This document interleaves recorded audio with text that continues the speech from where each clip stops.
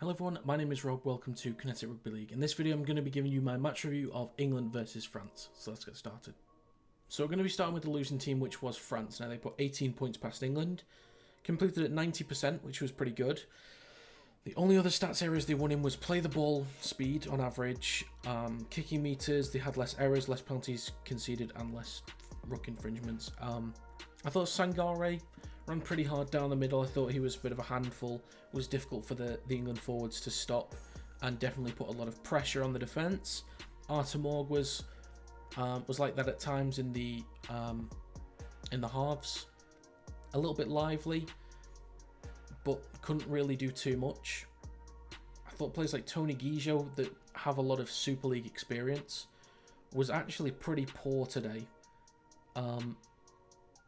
He had some flashes here and there, or he had at least one in the second half, where he either got them a try or nearly got France a try.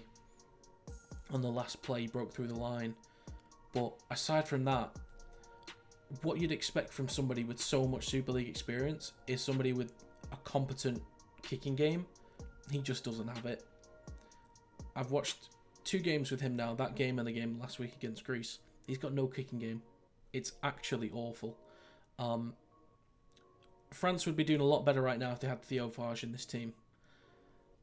You know, somebody who actually has a decent kicking game, who's creative. You know, the forwards were fine, but they were really lacking. And I will say, there was certainly effort, which is usually there from all teams anyway.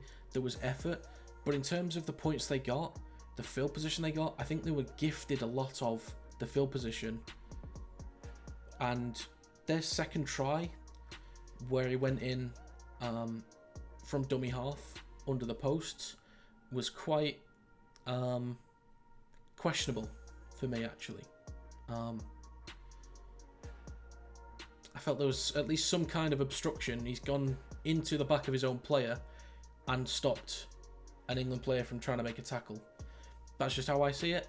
I thought that would be obstruction, but, well, England had 1 or 2 tries that were forward in the first half, so it balances out.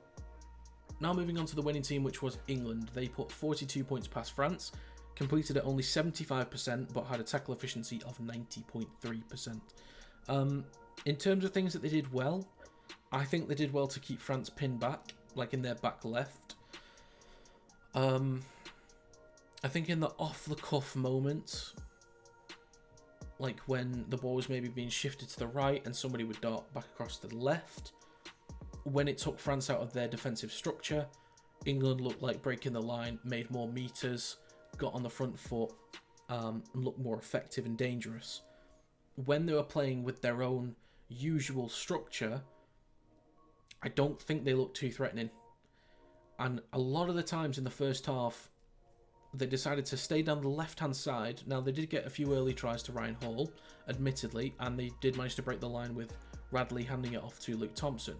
But after that, once that settled down and they started allowing France back into the game, when they did have good field position, Hooker would pass it off to Sneed and he'd do a little chip kick into France's back left, and then they'd keep them pinned there. But there wasn't really any challenge to, you know, spread the ball to the right to really open France up. It was constantly one-dimensional going down the left. So I don't think England were particularly good today. I thought it lacked a lot of professionalism and lacked a lot of discipline. You know, if you come up against a team that can punish you a lot more than France did today, you're going to be losing games. With the lack of discipline that England showed, it cost England points. But against a stronger team, like, I'd say Papua New Guinea, Fiji, Tonga, New Zealand, Australia, that's going to cost you wins. So they really need to work on that and make sure that they're a lot more professional. They smooth those things out. It should be clinical against Greece in round 3. But that's something that they need to be very careful of. You could tell that there was a big gap in quality between the two teams. England mainly gifted France their points and field position. England were fortunate, especially with their try from, I think it was Bateman that passed it off to Elliot Whitehead, which was clearly forward. I've not really said anything on forward passes yet in this World Cup, but anyone that's watched the games knows that there have been some shocking decisions with forward passes. So I would have said France's second try, in my mind, wouldn't have counted, but maybe under the rules it's fine. But that try for England also could have been discounted for being clearly forward, which referees need to put their ideas up on, because some games could really be costed by moments like that. Even though there have been a fair few blowouts, it's going to cost somebody at some point. I guess Papua New Guinea's a good example. Will Penasini's pass, like for the opening try of that game, or their first try of the game was forward. So, yeah. It's unfortunate, and it will happen from time to time, but when they're so clear, they just can't happen. But yeah, back to the game itself. It wasn't... I wouldn't say it was a bad performance from France. It just wasn't anything great. It was pretty sort of average, and I wouldn't say it was a bad performance from England either. It was just... There was obviously moments of quality showing what they are truly capable of, but in terms of the rust from this game, hopefully they get that out of the way, and are a lot more clinical against Greece. But overall, it was a fairly exciting game, a little bit scrappy, but you're always going to get that with England versus France. So that's going to be it for this video. If you have any thoughts on the England versus France game, leave them in the comments down below. If you enjoyed this video, feel free to leave a like and subscribe to the channel to stay up to date with new content. You can also follow the social media accounts in the description down below. Thank you very much for watching. I'll see you next time.